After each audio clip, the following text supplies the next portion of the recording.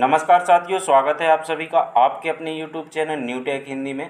दोस्तों, आज की इस वीडियो में मैं आपको निष्ठा 3.0 FLN मॉड्यूल 2 दक्षता आधारित शिक्षा की ओर बढ़ना की संपूर्ण प्रश्नोत्तरी बताऊंगा। दोस्तों, इस वीडियो में आपको 40 से अधिक प्रश्न और उनके आंसर मिलेंगे। हालांकि आपके काम के इनमें से सिर्फ 20 ही प्रश्न हैं, तो यदि आप ये संपूर्ण वीडियो देख लेते हैं तो आप अपने 20 प्रश्न आसानी से सॉल्व कर सकते हैं और 20/20 स्कोर ला सकते हैं। तो चलिए दोस्तों, आज की इस वीडियो को हम स्टार्ट करते हैं। पहला प्रश्न है, FLN फ्रेमवर्क में दक्षताएं और सीखने के प्रतिफल प्राप्त किए गए। तो दोस्तों, इस प्रश्न का सही आंसर है विकासात्मक लक्ष्यों से। दूसरा प्रश्न है, प्रतिफल आधारित पद्धति नहीं करती। इसका सही आंसर है उत्तीर्ण या अनुत्तीर्ण के रूप में आकलन। तीसरा प्रश्न है, FLN का तीसरा वर्ष इस नाम से जाना जाता है। दोस्तों, इस प्रश्न का सही आंसर है बाल वाटिका।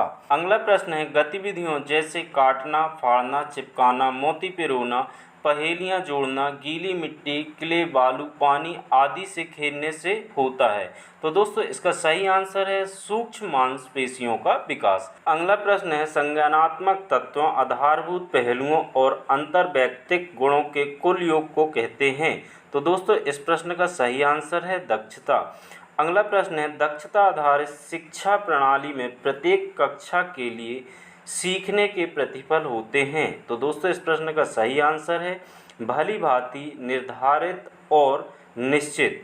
अगला प्रश्न है, विकासात्मक लक्ष्य 3 कक्षा 3 में निम्नलिखित विषयों की ओर प्रगति करता है। सही आंसर है गणित और पर्यावरण अध्ययन। अगला प्रश्न है, FLN फ्रेमवर्क में सीखने के प्रतिफल व्यवस्थित हैं। तो दोस्तों, इस प्रश्न का सही आंसर है सर्पिलाकार। अगला प्रश्न है, गैर प्रतिक्रियात्मक शिक्षण खाली स्थान पर ध्यान केंद्रित करता है। सही आंसर है बच्चों के सीखने को सुनिश्चित किए बिना पाठ्यक्रम पूरा करने। अगला प्रश्न है, शिक्षा का अधिकार अधिनियम 2009 में नियम 23(2) का संशोधन चिन्हित करता है कि। सही आंसर है सभी राज्यों को कक्षावार विषयवार सीखने के प्रतिफल तैयार करने चाहिए। अगला प्रश्न है, दक्षता आधारित शिक्षा इस विचार पर आधारित है कि शिक्षार्थियों को अवधारणा और सिद्धांत की गहरी समझ विकसित करने योग्य हो जाना चाहिए ताकि।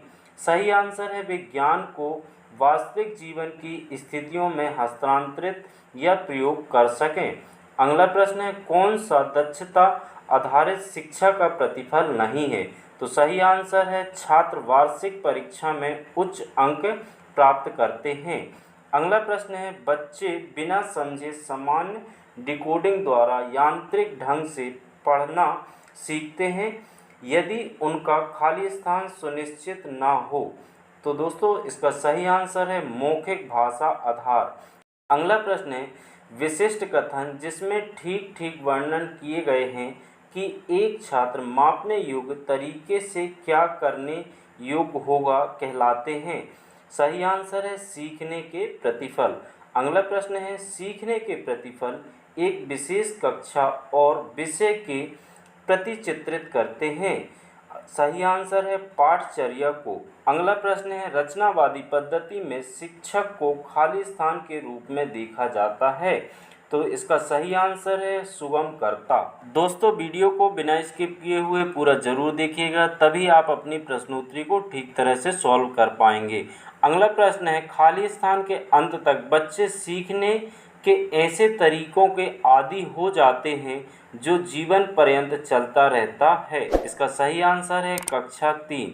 अगला प्रश्न है, एक दैनिक चर्या में बच्चे के समग्र विकास के लिए 3 विकासात्मक लक्ष्यों को संबोधित किया जाना चाहिए।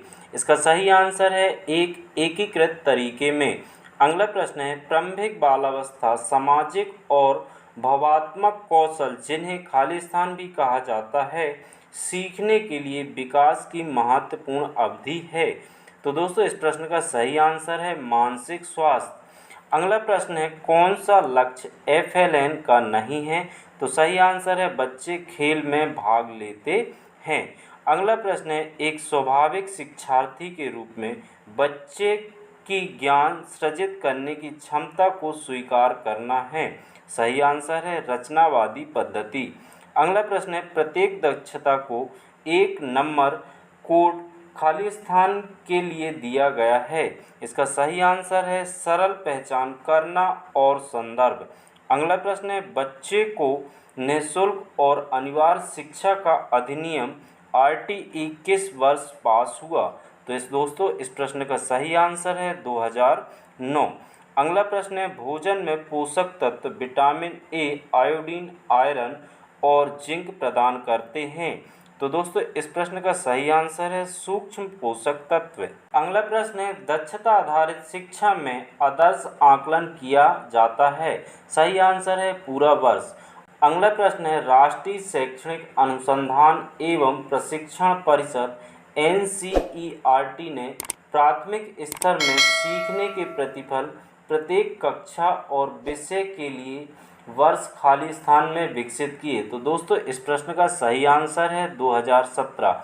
अगला प्रश्न है, बच्चों में अच्छा स्वास्थ्य और खुशहाली बनाना इस बात पर ध्यान केंद्रित नहीं करता।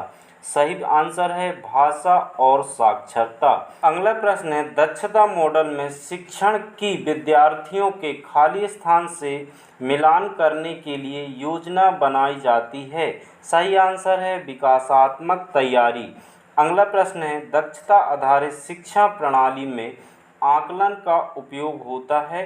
तो दोस्तों इस प्रश्न का सही आंसर है विद्यार्थी और शिक्षकों के लिए मार्गदर्शन साधन के रूप में।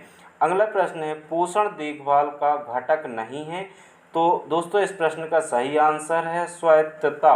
अगला प्रश्न है, बच्चों के सीखने की प्रगति का आकलन करने के लिए शिक्षकों और हितधारकों के मार्गनिर्देशक बिंदु हैं। सही आंसर है सीखने के प्रतिफल।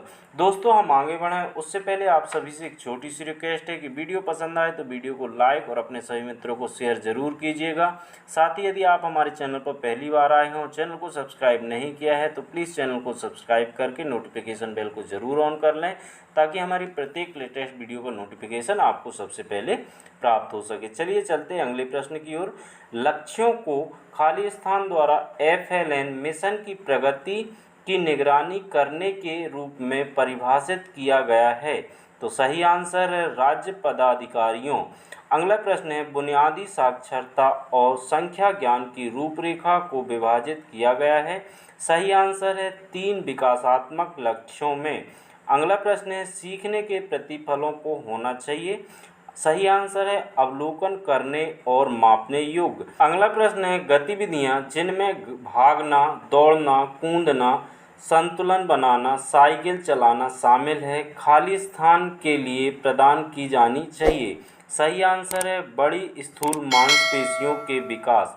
अगला प्रश्न है, भावनाओं की अभिव्यक्ति और प्रबंधन तथा सकारात्मक और उपयोगी संबंध स्थापित करने की योग्यता और परिवेश को खोजने और संलग्न होने की योग्यता एक हिस्सा है।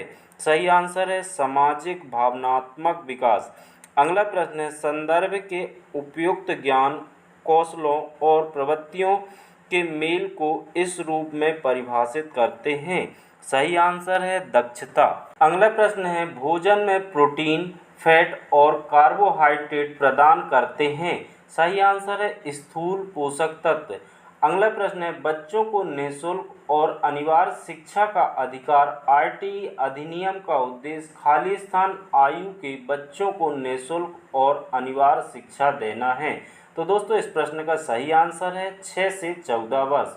अगला प्रश्न है, जिस शिक्षण में बच्चों की सीखने की आवश्यकताओं को पूरा नहीं किया जाता और केवल पाठ्यक्रम को पूरा करने पर ध्यान केंद्रित किया जाता है उसे कहा जाता है। तो दोस्तों इस प्रश्न का सही आंसर है गैर प्रतिक्रियात्मक शिक्षण। तो दोस्तों इस तरह से हमने आपको मॉड्यूल 2 के 40 से अधिक प्रश्न और उनके आंसर बताए। आई होप कि ये वीडियो आपको काफ़ी पसंद आया होगा। पसंद आया हो तो प्लीज़ वीडियो को लाइक, शेयर और चैनल को सब्सक्राइब जरूर कीजिएगा। मिलते हैं इसी तरह की एक नई वीडियो में। Thanks for watching. Take care. Bye bye.